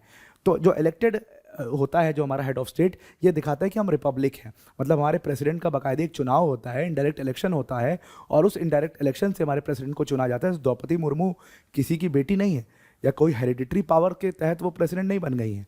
एक चुनाव हुआ, उस चुनाव को जीती, और उसके बाद वो प्रेसिडेंट बनी। तो विच शोज की हेड ऑफ स्टेट जो है वो इलेक्टेड है, and hence we are republic in nature. अब एकदम इसके उत्तर आप यूके के अंदर सिस्टम देखोगे, वहाँ मोनार्क का सिस्टम है। मतलब अभी तो किंग, उसके पहले क्वीन थी, तो ये पूरा एक ही फैमिली के लोग जो है वो बनते चले जा रहे हैं। ये दिखाता है मोनार्की है। और ऑल्दो वहाँ पर कॉन्स्टिट्यूशन तो है, इसी को हम कॉन्स्टिट्यूशनल मोनार्की कह देते हैं कि वहाँ मोनार्क है, लेकिन हमारे अंदर हमारे यहाँ पर कॉन्स्टिट्यूशनल मोनार्की का सिस्टम नहीं है। हमने यहाँ पर हेड ऑफ स्टेट इलेक्टेड ही रखा है, which shows the nature of Indian state which is Republic in nature. तो ये जो पूरा पैरा 1 था, इसने आपको हमारे नेशन का, हमारे कंट्री का पूरा एक स्ट्रक्चर बताया, कि एक पूरा नेचर बताया कि हम क्या हैं, हम अभी क्या फॉलो कर रहे हैं और हम क्या फॉलो करेंगे आगे। ये पूरी चीज़ यहाँ पर क्लियर हो गई। और जो अथॉरिटी है पूरे कॉन्स्टिट्यूशन की, कॉन्स्टिट्यूशन को लिखने की, वो we the people of India, वो authority we the people of India ने दिया। ये चीज़ भी प्रियम्बल क्लियर करता है। तो प्रियम्बल यहाँ पर दोनों चीज़ कर रहा है। पहली चीज़ अभी तक हमने देखा कि एक तो वो बता रहा है कि जो अथॉरिटी है कॉन्स्टिट्यूशन को लिखने की, उसको किसने दिया, उसको लोगों ने दिया। दूसरी चीज़ वो यहाँ पर उसने अभी तक ये बताया कि जो इंडियन स्टेट का नेचर है वो क्या नेचर है, वो सोशलिस्ट, सेकुलर, डेमोक्रेटिक, रिपब्लिक, वो सोवरेन, सोशलिस्ट, सेकुलर, डेमोक्रेटिक और रिपब्लिक नेचर है हमारे देश का। अब आते हैं हम अपने प्रियम्बल के भाग 2 पर, यानी कि पार्ट 2 पर, जो हमने उसको डिवाइड किया है इस तरीके से। अब पार्ट 2 जो है हमारे प्रियम्बल का, वो एक्चुअल में ये है, जस्टिस, लिबर्टी, इक्वालिटी, आपने नाम सुना ही होगा। और ये जो पार्ट 2 है, अगर आप देखोगे एक्चुअल में ये पार्ट 2 कर क्या रहा है यहाँ पर, ये पार्ट 2 आपको कुछ नहीं बल्कि यहाँ पर जो हमारे कॉन्स्टिट्यूशन का गोल्स है, जो हमारे कॉन्स्टिट्यूशन के एस्पिरेशंस है, वो बता रहा है। तो it is nothing, it is doing nothing but it is telling you the goals and aspirations of our constitution of India. कि अगर मान लो हम कॉन्स्टिट्यूशन को फॉलो करते हैं, हमारा कॉन्स्टिट्यूशन जो है वो अचीव क्या करना चाहता है, इसका ऑब्जेक्टिव क्या है, इसका गोल क्या है, और हम उसको कैसे अचीव करने की कोशिश कर रहे हैं, वो पाथवे जो है वो कहीं ना कहीं ये जस्टिस, लिबर्टी और इक्वालिटी दिखा रहा है। अब ये अगर हम एक एक करके टर्म स्टार्ट करें डिस्कस करना, तो यहाँ पर जस्टिस जो शब्द है, हम किस तरीके का जस्टिस इंश्योर कर रहे हैं अपने नेशन में। तो यहाँ पर बताया कि देखो हमारा कॉन्स्टिट्यूशन जो है ना, वो सोशल, इकोनॉमिक और पॉलिटिकल जस्टिस देने की बात यहाँ पर कर रहा है। अब इसके पीछे की कहानी है, ये जो टर्म है जस्टिस, पहले तो इसको आप समझिए थोड़ा सा, और इसके लिए हमें थोड़ा वक्त में पीछे जाना पड़ेगा। एक्चुअल में इसको हमने 1917 में जब यहाँ पर रशियन रिवॉल्यूशन हुआ, तो रशियन रिवॉल्यूशन से हमने ये शब्द जस्टिस को उठाया था। अब इसके पीछे की अलग एक और कहानी है, मैंने आपको बताया था।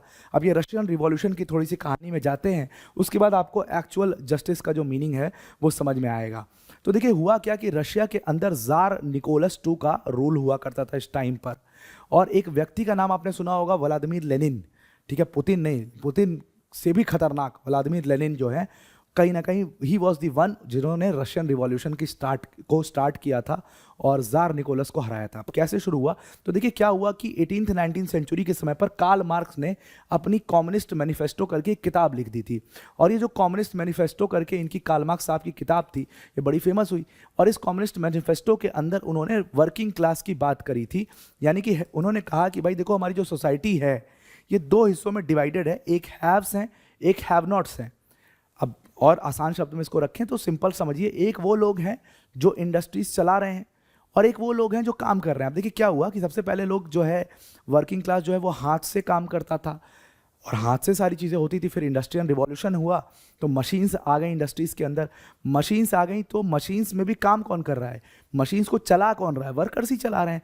काम अभी भी वर्कर्स कर रहे हैं। लेकिन क्या हुआ कि इस इंडस्ट्रियल रिवॉल्यूशन के समय पर क्या हुआ कि जो इंडस्ट्रीज़ के मालिक हुआ करते थे, उन्होंने इसको खूब एक्सप्लॉइट किया, वर्कर्स को खूब एक्सप्लॉइट किया। उन्होंने कहा भाई तुम हाथ से काम तो कर नहीं रहे हो, तुम्हारी एनर्जी कम लग रही है। तो उन्होंने क्या किया, वर्किंग आवर्स बढ़ा दिए। पहले 8 घंटे काम करते थे, आज की डेट में 12 घंटे, 15 घंटे। आप आज भी जाइए हाईली कॉरपोरेट सेक्टर में आप जाओगे, आप देखोगे 12-12 घंटे बहुत नॉर्मल, मतलब उसको बहुत कहते हैं कि बड़ा सही तरीका है उसको काम करने का। 12 घंटे, 15 घंटे। एक साहब ने तो, महाशय जी ने कह दिया था कि हफ्ते में हमें 70 घंटे काम करना चाहिए। मतलब थिंक ऑफ इट, ठीक है, कि पर्सनल लाइफ आपकी क्या ही बचती है। तो वहाँ पे वर्किंग क्लास ने बात किया कि भाई जो आपका जो पूरा वर्किंग आवर्स था उसको बढ़ा दिया इंडस्ट्रीज़ के मालिक ने। लेबर लॉज उस समय होते नहीं थे, इतना कोई आपको बेनिफिट्स उसमें मिलता नहीं था। तो होता क्या कि वर्किंग क्लास जो है वो बहुत दब रहा है। तो कार्ल मार्क्स ने वही किया, अपनी कम्युनिस्ट मैनिफेस्टो में इस वर्किंग क्लास के राइट्स के बारे में लिखा और कहा कि देखो ये जो इंडस्ट्रीज़ के मालिक हैं, एक्चुअल में इनका हक रिसोर्सेज के ऊपर नहीं होना चाहिए, हक रिसोर्सेज के ऊपर वर्किंग क्लास का होना चाहिए, क्योंकि असल में जो काम कर रहा है वो वर्किंग क्लास काम कर रहा है और इसका जो पूरा प्रॉफिट निकल रहा है वो इंडस्ट्रीज़ के मालिक उठा के लेकर चले जा रहे हैं। और वहीं से वर्किंग क्लास जो है एक पूरी बहुत अच्छा स्लोगन लिखा था कि workers of the world unite, और उसके बाद पूरा वर्कर्स जो हैं दुनिया भर में जगह जगह पर यूनाइट होना शुरू हुए। उसी कड़ी में रशिया के अंदर भी जो लेनिन थे उनको कार्ल मार्क्स का आइडिया बहुत पसंद आया। Although Karl Marx was in Germany, ठीक है, उनका रशिया से कोई लेना देना नहीं है, और जर्मनी से फिर वो यूके चले गए। यूके में ये कम्युनिस्ट मैनिफेस्टो बहुत फेमस हुआ। तो मतलब ये फिर इसी तरीके से ये बढ़ते बढ़ते पूरे यूरोप में बढ़ा, और उसी तरीके से ये रशिया में पहुंचा, और लेनिन ने इस आइडिया को बहुत ज़्यादा सपोर्ट किया, बहुत ज़्यादा फील किया इस आइडिया को। और सेम वहाँ पर रशिया के अंदर भी चल रहा था कि रशिया में ज़ार निकोलस II था, वो बहुत लोगों को दबा रहा था। मैंने आपको बताया था कि मोनार्क जो है वो बहुत दबा करके ही अपने रूल को चलाते हैं, वो अपने रूल को किसी के ऊपर काफ़ी दबाव बना करके अपने रूल को चला पाएंगे, उनको एक्सेप्ट करवानी अपनी अथॉरिटी। तो that is what they were doing in Russian revolution. तो ज़ार निकोलस II के खिलाफ एक पूरी लड़ाई जो है वो छेड़ी, और रशियन रिवॉल्यूशन में लेनिन ने ज़ार निकोलस II को हराया, और फिर एक यूएसएसआर को फॉर्म किया जो कि सोशलिस्ट रिपब्लिक था। अब यहाँ पर जब सोशलिस्ट रिपब्लिक को फॉलो किया तो कहा कि भाई हमारे जो देश है यूएसएसआर, इसका जो सेंटर आइडिया होगा वो जस्टिस होगा। भाई सवाल लोग पूछेंगे ना कि आप ऐसा डिफरेंट क्या दे रहे हो, ज़ार निकोलस जो दे रहा था उससे डिफरेंट आप क्या करोगे। तो उस पूरा रशियन रिवॉल्यूशन का केंद्र या सेंट्रल आइडिया जो बना वो जस्टिस बना, कि हम 3 तरीके की जस्टिस लोगों को प्रॉमिस कर रहे हैं, एक सोशल, एक इकोनॉमिक और एक पॉलिटिकल। बस वही कंसेप्ट जो जस्टिस का है वो हमने अपने प्रियम्बल में लिया कि हम भी सोशल जस्टिस लोगों को दे रहे हैं, इकोनॉमिक जस्टिस लोगों को दे रहे हैं, और पॉलिटिकल जस्टिस लोगों को दे रहे हैं। कैसे प्रोवाइड कर पा रहे हैं सोशल जस्टिस की बात यहाँ पर सिंपल सी ऐसी है कि आप कास्ट जो डिस्क्रिमिनेशन है उसको कहीं ना कहीं खत्म करने की बात कर रहे हो। आप कह रहे हो कि लोगों को इक्वल अपॉर्चुनिटी देंगे, आप कास्ट के बेसिस पर लोगों को जो है वो ट्रीट नहीं करोगे, आप लोगों को उनके अंदर की कैपेबिलिटीज़ के ऊपर ट्रीट करोगे। और इसीलिए हम कास्ट डिस्क्रिमिनेशन को जब हटाने की बात करते हैं, जैसे SC/ST एक्ट क्या कर रहा है, वो SCs और STs जो बहुत पिछड़े हुए कास्ट थे उनको शेड्यूल करके और उनको एक राइट प्रोवाइड कर रहा है ताकि वो भी बराबरी पर आ पाए, which is showing the very social justice, very social nature of the justice. And then we are going to give you economic justice. अब मैंने आपको बताया आर्टिकल 39B एंड C, तो आर्टिकल 39B और C कर क्या रहा है यहाँ पर, देखो आर्टिकल 39B और C जो है वो यहाँ पर बोल रहा है कि जो वेल्थ है उसका कॉन्सेंट्रेशन नहीं होना चाहिए। आर्टिकल 39B और C ये बात कर रहा है कि जो रिसोर्सेस हैं वो लोगों के बीच में इक्विटेबल, इक्वली डिस्ट्रीब्यूट होने चाहिए। ऐसा नहीं किसी के पास बहुत रिसोर्स है, किसी के पास एकदम रिसोर्स नहीं है और एकदम जो है हालत बहुत ख़राब है। तो हम स्ट्राइव करेंगे कि हम इक्वल डिस्ट्रीब्यूशन ऑफ रिसोर्सेज रखें, वेल्थ का कॉन्सेंट्रेशन ना हो हमारे देश के अंदर। और इसीलिए आप देखते हो कि बहुत जगहों पर जो स्टेट है वो बहुत सारी चीज़ें कंट्रोल करता है। और उसके बाद हम पॉलिटिकल जस्टिस की बात कर रहे हैं कि सबके पास इक्वल राइट हो वोट करने का, जिसको हम यूनिवर्सल अडल्ट फ्रेंचाइज भी कहते हैं, कि सब लोग जो 18 साल के हो गए हैं सब जा करके वोट दे पाएँ, सबका वोट का वैल्यू जो है वो एक हो। यही तो है यूनिवर्सल अडल्ट फ्रेंचाइज, जो कि दिखा रहा है कि हम पॉलिटिकल जस्टिस भी इंश्योर करते हैं। So that was all about justice. अब नेक्स्ट जो टर्म है यहाँ पर वो है लिबर्टी का कंसेप्ट। अब देखिए ये लिबर्टी का कंसेप्ट भी हमने बोरो किया, और ये हमने बोरो किया है एक्चुअल में फ्रेंच रिवॉल्यूशन से। ऑल्दो फ्रेंच रिवॉल्यूशन जो है वो बहुत पहले हो चुका था, वो 1789 में फ्रेंच रिवॉल्यूशन हो चुका था। और मैंने आपको बताया था कि यहाँ पर जो लड़ाई थी, अभी मैं थोड़ी देर पहले आपसे डिस्कस भी कर रहा था कि बहुत सारे फिलोसफर्स जो है वो आना शुरू हुए। कॉपरनिकस आए, उसके बाद कॉपरनिकस के बाद जो है डार्विन की थ्योरी जो है बहुत लेट आई, डार्विन तो काफ़ी लेट आए, लेकिन बीच में थॉब्स आए, बीच में जो है जॉन लॉक आए, और उसके बाद रूसो आए, जीन जैकस रूसो आए, बहुत सारे फिलोसफर्स आए, इन्होंने अपनी फिलॉसफी दी। कहीं ना कहीं लोगों के अंदर उन्होंने एक आत्मा, लोगों के अंदर एक वो जगाया कि भाई आपके कुछ राइट्स हैं, इस तरीके से आपको दबाया नहीं जा सकता। तो फ्रांस के अंदर क्या था कि चर्च जो है वो पूरी तरीके से सोसाइटी को कंट्रोल करता था। चर्च का मानना था कि भाई एडम और ईव आए हैं इस दुनिया में, इस धरती पर, और हम तो अपनी सज़ा, अपनी गुनाहों की सज़ा काट रहे हैं इस धरती पर, तो नाचना गाना कुछ अलाउ नहीं। बहुत सारे रिस्ट्रिक्शंस, बहुत सारे रूल्स रिस्ट्रिक्शंस जो हैं वहाँ पर लोगों के ऊपर लगाए जाते थे।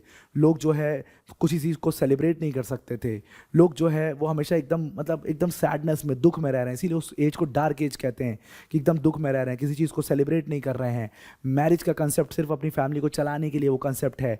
मतलब बहुत सारी चीज़ें जो हैं, आप मैरिज को भी सेलिब्रेट नहीं कर रहे हो, एक टाइम के बाद अपनी फैमिली छोड़ देते हो, मतलब आप पूरी तरीके से भगवान के लिए एकदम अपने आप को समर्पित कर देते हो। और बहुत सारा चीज़ था, तो ना स्कूल्स डेवलप हो पाए, ना डेवलपमेंट हो पाया, ना साइंस डेवलप हो पाया, ना आर्ट डेवलप हो पाया, ना एस्ट्रोनॉमी डेवलप हो पाया, कुछ भी नहीं हो पाया। तो फ्रांस में जब लोगों को ये सारे फिलोसफर्स आए, कॉपरनिकस आए, रूसो आए, फ्रांस में नहीं आए ये लोग, यूरोप में आए, रूसो आए, लॉक आए, और ये सब सारे जब फिलोसफर्स आए, इन्होंने जब बताया तो लोगों ने विद्रोह किया। और चर्च की अथॉरिटी को तोड़ने के लिए विद्रोह किया, क्लर्जी को तोड़ने के लिए विद्रोह किया। उसी को हम फ्रेंच रिवॉल्यूशन की तरह देखते हैं, 1789 में हुआ। और वहां पर कॉन्सेप्ट आया लिबर्टी का कि भाई लोगों को हम कुछ फ्रीडम देंगे, ऑल्दो ये फ्रीडम जो होगा ये कंट्रोल फ्रीडम होगा। अब लिबर्टी भी जो है वो पॉजिटिव हो सकती है, निगेटिव हो सकती है, इसके ऊपर भी हम आगे चल करके काफ़ी डिटेल में डिस्कशन करेंगे। लेकिन लोगों ने डिसाइड किया कि भाई हम लोगों को कुछ लिबर्टी देंगे, कुछ राइट्स देंगे, कुछ लिबर्टी देंगे कि वो अपने हिसाब से अपनी चीज़ों को कर पाएँ। हर जगह per day to day business में उनके हम नहीं घुसेंगे। ये बात जो है फ्रेंच रिवॉल्यूशन में आई और इसी को भारत में इंडियन कॉन्स्टिट्यूशन में हमने इस कंसेप्ट को प्रियम्बल के अंदर डाला कि हम भी अपने लोगों को लिबर्टी देंगे, हम भी हर डे टू डे बिजनेस में उनके नहीं घुसेंगे।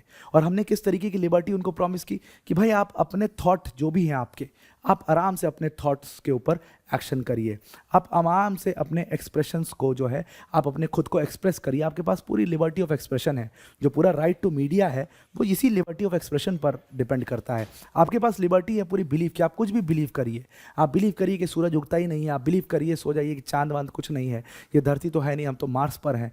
आपका जो मन है आप बिलीव करिए, आप उसको फॉलो करिए, आप बिल्कुल उसके लिए बिल्कुल आपको स्वेच्छा से सरकार उसमें कुछ नहीं करने जाएगी बस। लेकिन ये लिबर्टी जो है हम पॉजिटिव लिबर्टी का कंसेप्ट फॉलो करते हैं, यानी कि हम उसके ऊपर एक कंट्रोल भी लगते हैं। अब ऐसा नहीं है कि आप कुछ भी करना चाहें, आप कुछ भी कर रहे हैं, एकदम बिल्कुल लिबर्टी है आपके पास सारी चीज़ें करने की, लेकिन उसके साथ कुछ रेस्ट्रिक्शंस भी हैं जिसको हम पॉजिटिव लिबर्टी कहते हैं।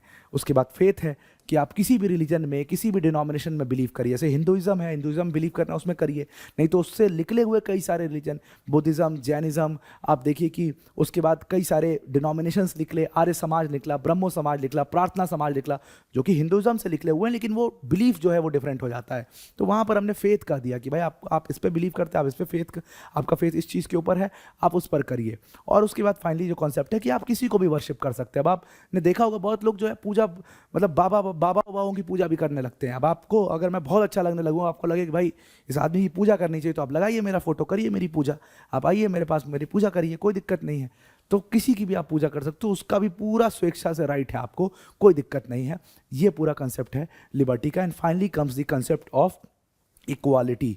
और ये इक्वालिटी का जो कंसेप्ट है, एक्चुअली में हम इक्वालिटी दो तरीके से प्रोवाइड कर रहे हैं। इक्वालिटी भी देखो, ये भी क्या होता है कि एक बहुत ही, इसके भी दो तरीके, एक पॉजिटिव और एक निगेटिव।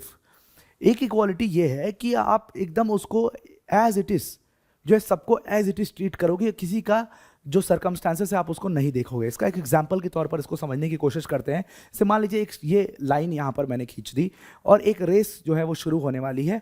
एक आदमी यहाँ पर इस लाइन पर, स्टार्ट लाइन पर खड़ा है, एक आदमी यहाँ पर खड़ा है, एक व्यक्ति जो है वो यहाँ पर खड़ा है। अब मैं कहूँ ये ए है, ये बी है और ये सी है। अब ये रेस अगर मैं यहीं से शुरू करा दूं, जो जहां पर खड़ा है उसको वहीं से रेस शुरू करा दूं, तो कौन जीतेगा? ऑब्वियसली यहां पर ए जीत जाएगा बहुत आराम से, क्योंकि उसके पास क्लियर एक पूरा, मतलब उसके पास क्लियर जो है वो बेनिफिट है। वो आराम से सबसे पहले, सबसे आगे खड़ा है, वो दौड़ेगा, सबसे पहले फिनिश लाइन पर पहुंचेगा, जाहिर सी बात है। तो ये जो है इसको हम कहते हैं रिस्ट्रिक्टिव इक्वालिटी। एकदम रिस्ट्रिक्टिव सेंस में आपने इक्वालिटी को डाल दिया कि भाई जो जैसा है उसको वैसा ट्रीट करो, एकदम इक्वल ट्रीट करो। हमारे कॉन्स्टिट्यूशन में हम इस रिस्ट्रिक्टिव इक्वालिटी को फॉलो नहीं करते हैं। हमारे कॉन्स्टिट्यूशन में हम पॉजिटिव इक्वालिटी को फॉलो करते हैं कि लोगों को उनके सर्कमस्टांसेस के हिसाब से ट्रीट किया जाता है। एससीज हैं, एसटीज है, वो कास्ट जो बहुत पिछड़ी हुई थी उनको रिजर्वेशन दिया जाता है। माइनॉरिटीज़ जो कि कम है संख्या में, उनको कुछ राइट्स दिए जाते हैं, कुछ स्पेशल तरीके से उनको ट्रीट किया जाता है, कुछ प्रिविलेज जो है उनको दिया जाता है। ये इक्वालिटी का कॉन्सेप्ट है। और ये इक्वालिटी हम दो तरीके से ले आने की कोशिश कर रहे हैं अपने कॉन्स्टिट्यूशन के अंदर, that is through status and through opportunity. या तो अपॉर्चुनिटी और स्टेटस। और कहते हैं कि जो अपॉर्चुनिटी है it is the means and जो स्टेटस है इट इज़ द एंड। इसको समझने की कोशिश करते हैं। मान लीजिए मैं यूपीएससी की प्रिपरेशन कर रहा हूँ और अब मैं और मेरा एक दोस्त है, मतलब आप हैं, आप भी यूपीएससी की प्रिपरेशन कर रहे हैं। आप एक बहुत ही अच्छे परिवार से आते हैं, आपके फादर बहुत अच्छा अर्न करते हैं, आप एक बहुत अच्छे कोचिंग में, बहुत महंगे 1.5-2 लाख वाले कोचिंग में पढ़ रहे हो और कहीं ना कहीं उस कोचिंग में आपको बड़े अच्छे अच्छे टीचर पढ़ा रहे हैं, इनका बड़ा अच्छा एक्सपीरियंस है। मैं एक ऐसे वर्ग से आता हूँ, एक ऐसी परिवार से आता हूँ जहाँ पर मुझे जो है वो सारी लेविशनेस नहीं है मेरे पास। मेरे फादर के पास 1.5 लाख 2 लाख रुपए नहीं कि वो मुझे कोचिंग दिला सकें। तो मैं तो भाई उन एक्सपीरियंस लोगों से नहीं पढ़ पा रहा हूँ। तो क्या मेरे पास सेम अपॉर्चुनिटी है इस यूपीएससी एग्जाम को क्लियर करने की? नहीं है। ये सेम अपॉर्चुनिटी कब होगी? जब सरकार ये इंश्योर कर दे कि भाई मेरे पास भी उसी लेवल का कोचिंग, उसी लेवल के टीचर मुझे भी पढ़ाए। और सरकार कर भी रही है। जैसे अभ्युदय योजना है उत्तर प्रदेश की, इसमें फ्री यूपीएससी सिविल सर्विसेज की कोचिंग दी जा रही है। ऐसे हर स्टेट की अपनी योजना है यूपीएससी सिविल सर्विसेज को लेकर के, स्टेट पीसीएस को लेकर के और सिविल सर्विसेज को लेकर के। आप मेधावी छात्र हैं, आपका एक एग्ज़ाम होगा, आप उस एग्ज़ाम में बेहतर परफॉर्म करिए और आपको सरकार फ्री ऑफ कॉस्ट कोचिंग देगी। तो मतलब कि हम इक्वालिटी क्या करेंगे, अगर हम अपॉर्चुनिटी, और मान लीजिए मुझे इक्वल अपॉर्चुनिटी मिल जाती है और मैं पढ़ने में अच्छा हूँ, मेधावी छात्र हूँ, मैं यूपीएससी क्लियर कर सकता हूँ, मैं सिविल सर्विसेज क्लियर कर लेता हूँ, तो क्या मेरा स्टेटस सबके साथ इक्वल नहीं हो जाएगा क्या? बिल्कुल, आर्थिक स्थिति मेरी सुधर जाएगी, और आर्थिक स्थिति सुधरेगी तो मेरा बच्चा भी अच्छे स्कूल में पढ़ेगा, जहाँ आपका बच्चा पढ़ेगा वहीं मेरा बच्चा भी पढ़ रहा होगा, और फिर हमारा स्टेटस जो है वो सिंपल हो जाएगा, वो एक हो जाएगा।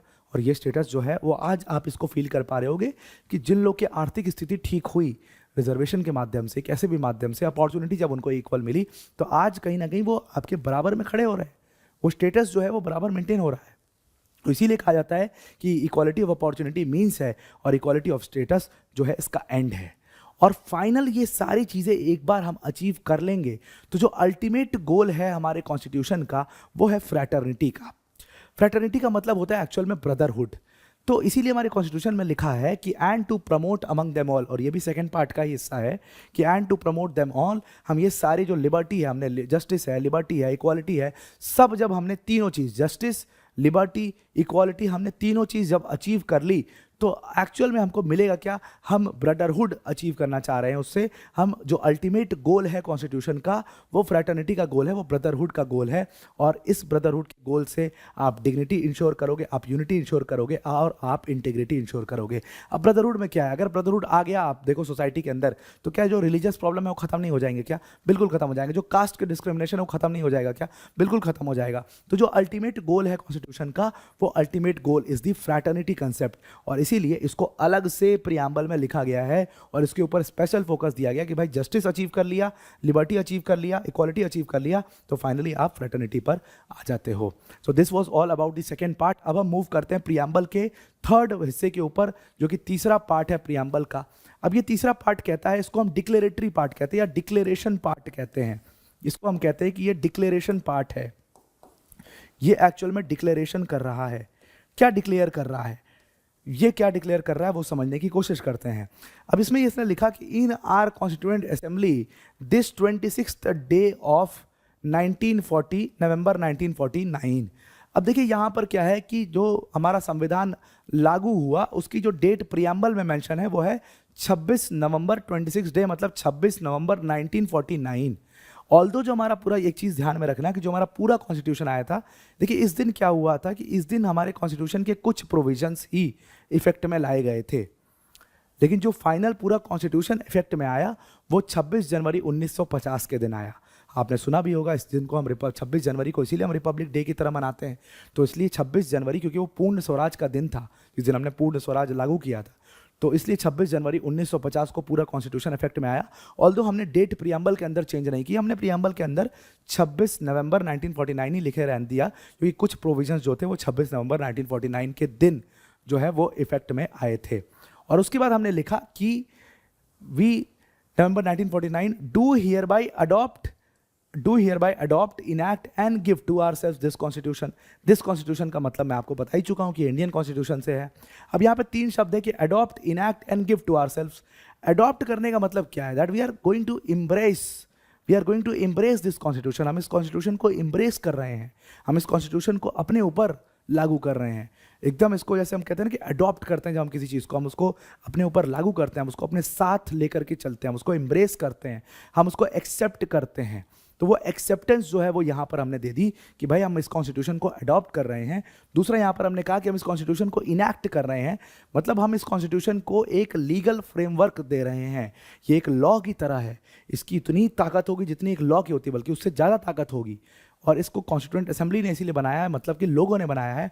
और फाइनली हमने कहा कि गिव टू आवरसेल्व्स, मतलब ये कॉन्स्टिट्यूशन हम ही ने लिखा है और हम ही ने खुद को दिया है।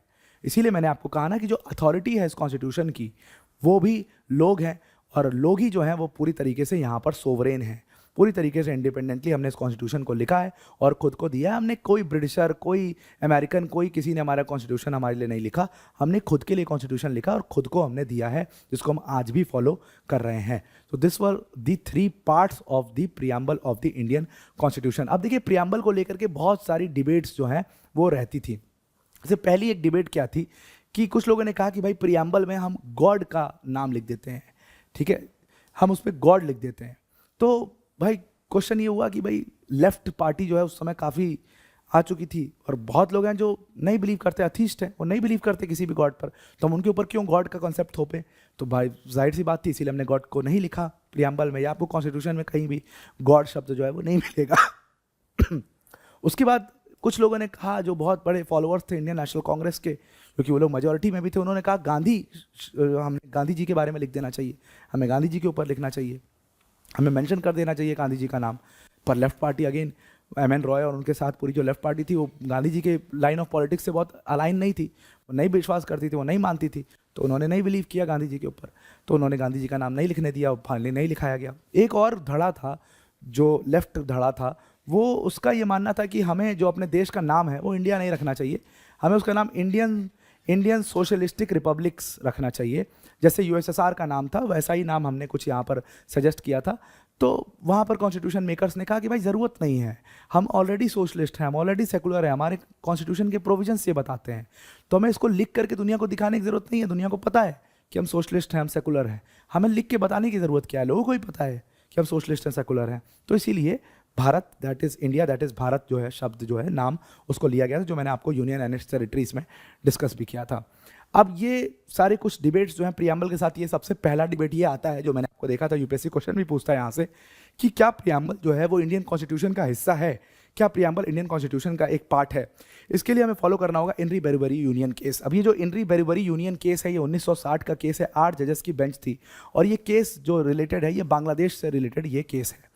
हुआ क्या कि जो ईस्ट पाकिस्तान तब का बांग्लादेश था, जब टेरिटरीज डिवाइड हुई इंडिया पाकिस्तान के बीच में, तो ऐसा अग्रीमेंट हुआ, ऐसा कुछ हुआ कि कुछ एस्क्लेव्स जो हैं भारत के वो पाकिस्तान में की टेरिटरी में चले गए, पाकिस्तान ने कुछ इंक्लेव्स जो एस्क्लेव्स हैं वो भारत की टेरिटरी में आ गए। तो नेहरू नून अग्रीमेंट साइन हुआ 1948 में, आपने शायद सुना होगा, नेहरू नून अग्रीमेंट 1948 कहते हैं उसको। वो अग्रीमेंट साइन हुआ और जो वो एस्क्लेव्स थे वो भारत ने ले लिए, और इसी तरीके से पाकिस्तान को उनके जो एरियाज़ थे, उनकी जो टेरिटरी थी, उनके जो एस्क्लेव्स थे उनको लौटा दिए। अब यहाँ पर ये कंटेस्ट कर दिया गया कि क्या भारत अपनी टेरिटरी को दूसरे देश को दे सकता है क्या इस तरीके से। तो इसमें आर्टिकल 1, 2, 3 वो सब जो है कंटेक्स्ट में आ जाता है, सुप्रीम कोर्ट इस पर डिसाइड कर रहा था। लेकिन इसी में एक सवाल ये भी खड़ा हुआ कि क्या प्रियम्बल जो है हमारे कॉन्स्टिट्यूशन का, वो एक कॉन्स्टिट्यूशन का हिस्सा है कि नहीं है। तो इसमें सुप्रीम कोर्ट ने कहा, 8 जजेस की बेंच थी, उन्होंने कहा कि देखो जो प्रियम्बल है ना वो आपके कॉन्स्टिट्यूशन का पार्ट नहीं है। प्रियम्बल सिर्फ इसलिए फॉलो किया जाता है कि वो जो कॉन्स्टिट्यूशन के फ्रेमर्स थे उनके माइंड्स को ओपन करता था, इसलिए प्रियम्बल को फॉलो किया गया। और प्रियम्बल बहुत सीरियस है, इसको प्रियम्बल को थर्ड रीडिंग में इंप्लीमेंट किया गया था। और कहा, कोर्ट ने ये कह दिया कि भाई ये एडवाइजरी प्रोविजन देता है, ये एक पार्ट नहीं है कॉन्स्टिट्यूशन का, इसको आप इनेबलिंग प्रोविजन की तरह मत लीजिए। अब आप सोचो कि भाई हमने 3 रीडिंग लगाई प्रियम्बल को लाने के लिए, मतलब 3 रीडिंग लगी, प्रियम्बल आया तब जा करके, इतना मेहनत की कॉन्स्टिट्यूशन मेकर्स ने, इतनी मेहनत की।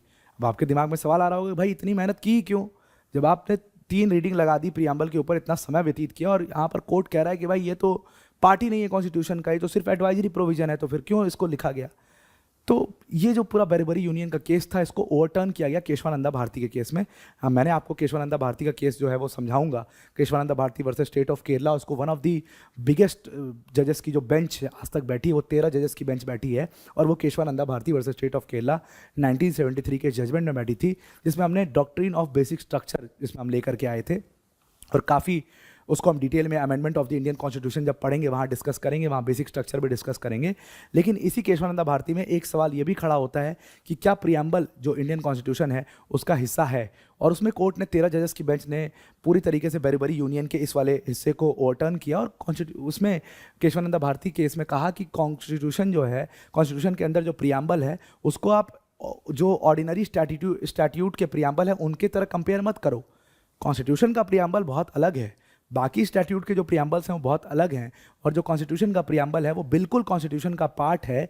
ऑल्दो वो एक ऑपरेटिव पार्ट नहीं है, उसको आप ऑपरेटिव पार्ट की तरह मत लीजिए, मतलब उसका कोई लीगल एज सच कोई लीगल इफेक्ट नहीं है, लेकिन फिर भी वो पार्ट है, और वो एक बहुत ही अच्छा और बहुत ही अभिन्न हिस्सा है कॉन्स्टिट्यूशन ऑफ इंडिया का।